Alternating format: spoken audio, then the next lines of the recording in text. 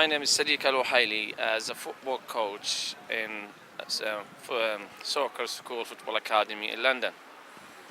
And you want to tell us a little bit about the project you've been doing for the last year, Sadiq?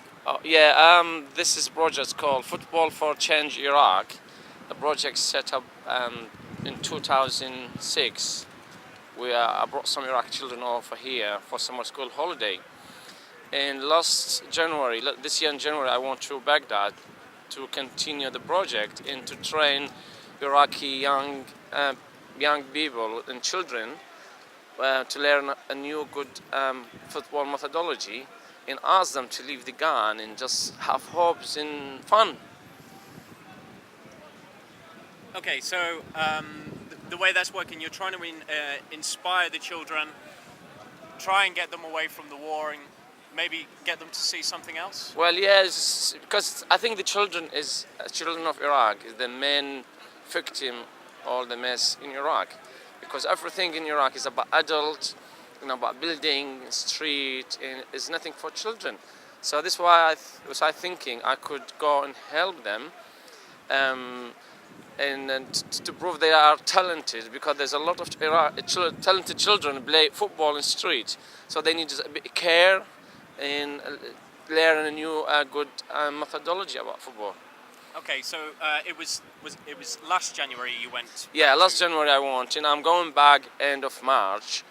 For this time is for a bit longer, for a month, and I'm going through different cities from north, to the north, to Fallujah, to Baghdad, to Najaf, and to the south, to Umara or Basra. And I will stay 1 week in each city to try to train these young people to play, to teach football and how to play and teach football to children. Okay, and when you were in Baghdad last time, how many children were you teaching? Well, when I was in Baghdad, and I had 38 adults and 15 children. For a whole week, they learned football, and there was. It was a great project, and had a lot of media coverage in Iraqi local media and television newspapers was covering that. And unfortunately, I have no sponsor for the project from anyone. So, how are you exactly funding the project then? Well, for this time, I decided to pay some money from my pocket, and I'm hoping I can get some money from making sponsor night benefit sponsorship, sponsoring Iraq children, or asking some friends to help. So there's no a big help from big organization or governments, not from Iraqi or British or American governments. Okay, because you are actually an FA accredited football coach, aren't you? Yeah, I am a football coach, yeah. And the FA has not tried to assist you in this in any way? Well, I tried to contact the FA last year to help, and the FA, they sent me a badge, just a badge, just a gift for the children, and that is a joke.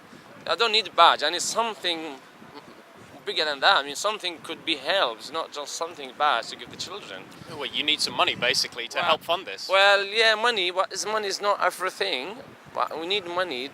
Money is material to give you more access to do the project. But it's just not just money. It's just some support, some support. I mean, idea, equipment, footballs, kids, some support. Yeah. Okay, and you're not getting that either from the British side or from the Iraqi side at the moment? Well, no, I don't get any from any governments, no Iraqis or no. I tried to contact the Iraqi government, and they promised to help, but when the real time comes for helping, they try to mess around and say, all right, we don't have money, or maybe you just come, we pay for you ticket, and so they're not really serious. So I'm not going to give them my project for nothing. I want them to pay for these children, not just making a project and give it to Iraqi government when project will be in Iraqi government name. Yeah. And that's not fair. I want them to do something for the children, not just to get a name and publicity in the media. Okay. But one last question. When you were over in Baghdad last year, how was it perceived from the people, not just from the children, but from their families and maybe from the schools?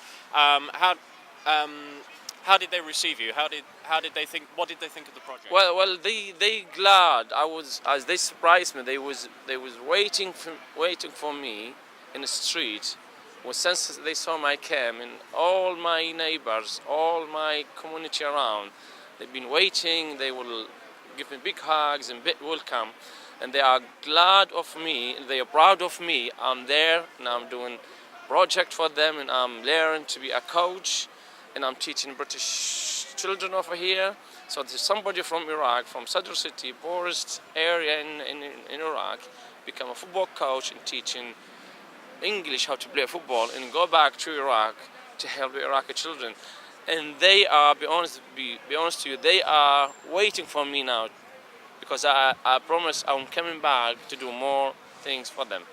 Okay, and then we'll probably see the Iraq national football team beat England again. Well, maybe in 5 or 10 years, if they following Iraqis, if they are following the methodology I'm taking to them to use it, because I think we have problem not just in Iraq, we have problem in England here. England start producing any more talented, because there is not methodology for Iraq, for grassroots here.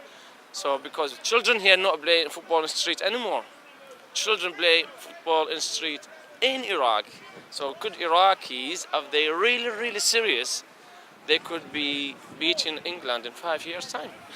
And you did actually bring one group of Iraqi children over here. It was last year, wasn't it? 2006. In 2006, yeah.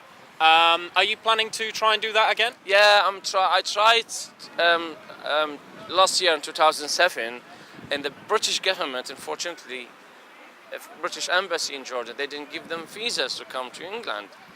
So I'm going to try again this year. I'm not going to give up. I'm going to try again to bring the children over here, because 2006 project was fantastic. It was summer school holiday, and the Iraqi children, they really enjoyed to be with the British children here, and they spent for 10 days together and playing football and coach exchange, children learn from each other about a lot of things. British children, they learn things about Iraqi children, and Iraqi children learn things about British children. And I think this is the way to put people together, for them to understand each other, to make love and life in the future, not making a war. Okay. Just one last thing then. If this video was seen by the British government, what would you say to them? Well, I would say to them, could you please look at Iraqi children more than to look Iraqi government? Iraqi children need the help more than people who are in position in Iraq. Nothing for the Iraqi children there. Please help them.